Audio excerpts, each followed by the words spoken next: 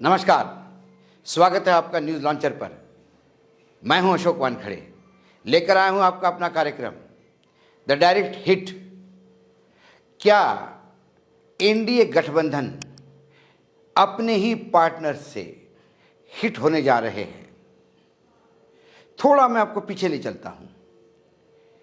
UPA और NDA, ये दो गठबंधन हमारे देश में थे। यूपीए की सरकार थी, एनडीए गठबंधन ने चुनाव लड़ा, उनको सत्ता से उतारा, नरेंद्र मोदी प्रधानमंत्री बने। मोदी जी प्रधानमंत्री बने, 5 साल तक यूपीए अपना स्ट्रगल करता रहा। चुनाव हुए, फिर मोदी जी सत्ता में आ गए। फिर यूपीए, खासकर विपक्षी दल जो यूपीए के साथ भी नहीं थे, उन्हें भी लगा कि एक साझा विपक्षी दल होना चाहिए, और फिर यूपीए की जगह इंडिया गठबंधन की नींव रखी गई।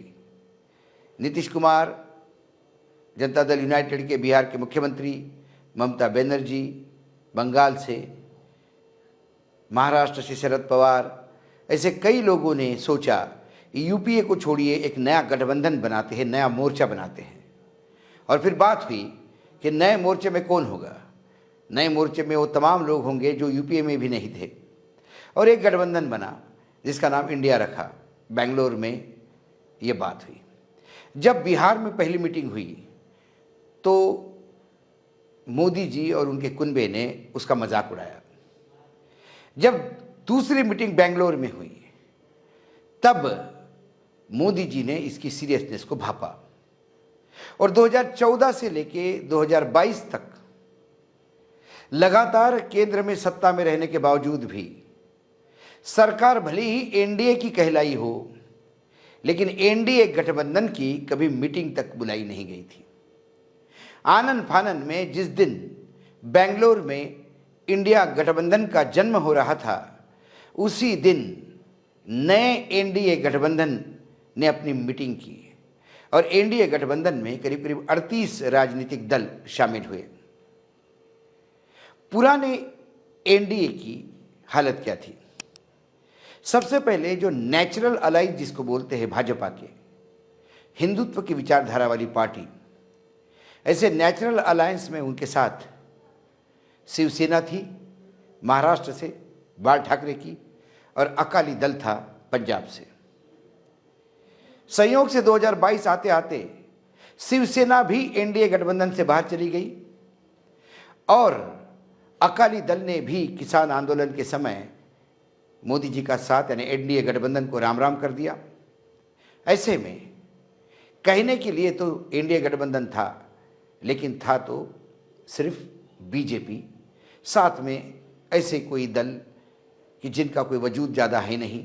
रामविलास पासवान की पार्टी वो भी टूट गई थी, बीजेपी ने उनको तोड़ा। बेटा अलग, चाचा अलग, चाचा एनडीए के साथ, बेटा बिल्कुल स्ट्रगल कर रहा था अपना वजूद ढूंढने के लिए। बाकी छोटे मोटे उत्तर प्रदेश और बिहार के जो छोटे छोटे जिले के राजनीतिक दल है, उन्होंने साथ दिया। एक आरपीआई के आठवले थे, आठवले स्वयं बीजेपी के भरोसे राज्यसभा में आए, और वो भी एनडीए का गठबंधन बने। लेकिन जब इंडिया गठबंधन बड़ा होने लगा तो उन्होंने भी अपना कुनबा बढ़ा के 38 कर लिया। इसी बीच शिवसेना भी तोड़ी, शरद पवार की पार्टी भी तोड़ी, और टूटे हुए ढड़े को ओरिजिनल मान के अपने पार्टी में जोड़ दिया। अब क्या ये जो 38 का जो गठबंधन है, क्या ये फेविकॉल के जोड़ के साथ जुड़ा है? क्योंकि इंडिया गठबंधन ने एक बात तो देख ली, चाहे कितने भी आरोप प्रत्यारोप करे, चाहे मीडिया कितना भी उछाले, लेकिन घूम फिर के जब भी मीटिंग होती है तो सब एक साथ खाना खाते हुए दिखाई देते हैं।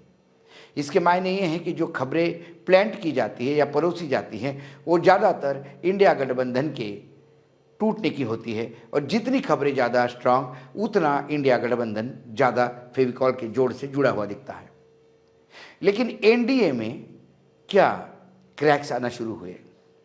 महाराष्ट्र के दोनों दल, शरद पवार से टूटा हुआ अजित पवार का धड़ा, शिवसेना से टूटा हुआ एकनाथ शिंदे का धड़ा, दोनों भी वर्तमान महाराष्ट्र की स्थिति देख के अनकंफर्टेबल पोजीशन में हैं, और दबाव डाल रहे हैं कि अगला चुनाव क्या हम कमल के चिन्ह पे ही लड़े, यानी दोनों के ही पार्टी का वजूद वो समाप्त करने को तैयार है, क्योंकि चुनाव जीतना है तो उनको लगता है कि कमल के बगैर वोट ट्रांसफर नहीं होगा। शरद पवार और बाकी जो बचा हुआ कुनबा है वो आज भी भारी पड़ रहा है महाराष्ट्र में, इसमें कोई दो मत नहीं। इनके साथ हाल ही में ये इंडिया गठबंधन के बनने के बाद एआईएडीएमके, ये जो पार्टी थी तमिलनाडु की, तमिलनाडु में टू पार्टी सिस्टम है, डीएमके एआईएडीएमके। डीएमके इंडिया गठबंधन के साथ है तो एआईएडीएमके ये सरकार के साथ थी। उन्होंने भी अपना तलाक लेते हुए सरकार से, इंडिया गठबंधन से अलग हो गए। एक पार्टी और थी जो आंध्र प्रदेश से थी, पवन कल्याण की जनसेवा पार्टी, जनसेना पार्टी। वो आंध्र प्रदेश की राजनीति में चंद्रबाबू नायडू के साथ चले गए, जो एनडीए के गठबंधन से दूर हैं। और आंध्र प्रदेश की बात करें तो जगन रेड्डी ये एनडीए का हिस्सा आगे पीछे बन सकते हैं, लेकिन दूरी बनाए हुए हैं, जैसी दूरी नवीन पटनायक ने बनाई ओडिशा के। अब जो छोटे छोटे दल थे, जैसे राजभर थे,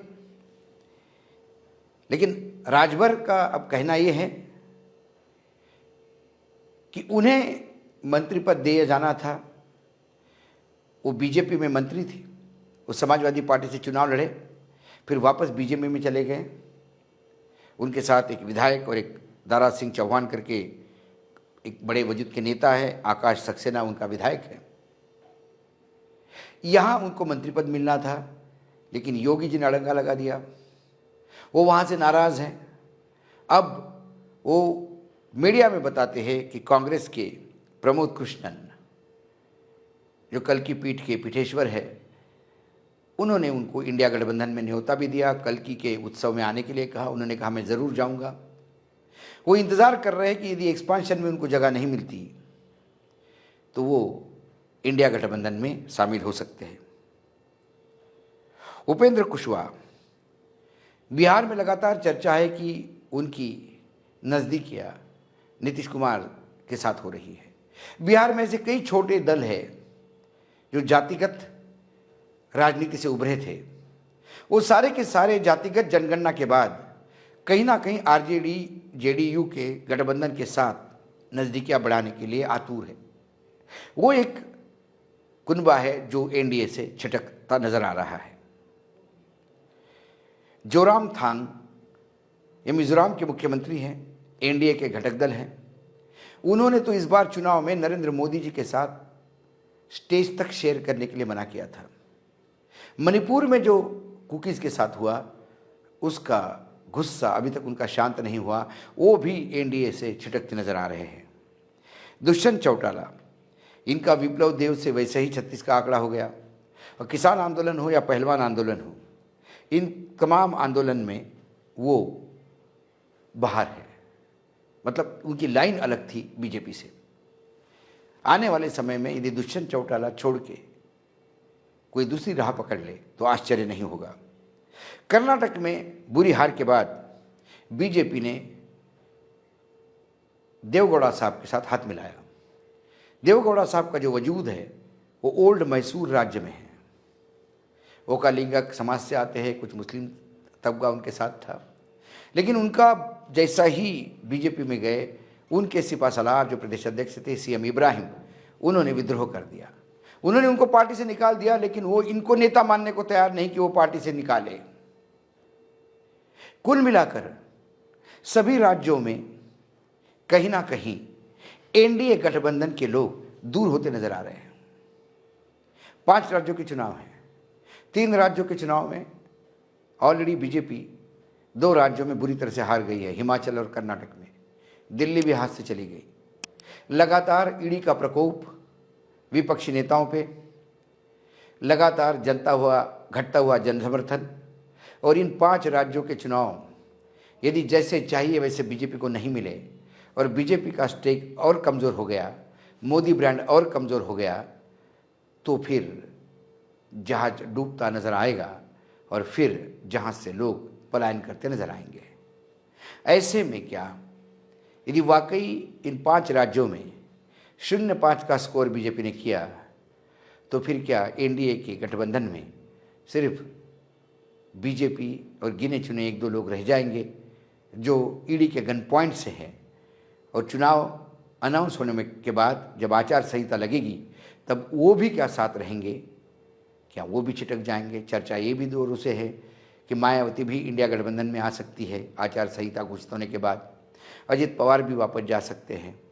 कई चर्चाएं हैं, कई नेता नाखुश है, कई लोग बढ़ती हुई महंगाई, बेरोजगारी इससे परेशान है। महाराष्ट्र में भागते हुए उद्योग जो गुजरात जा रहे हैं उससे महाराष्ट्र की अस्मिता को ठेस, वहाँ लोग परेशान हैं।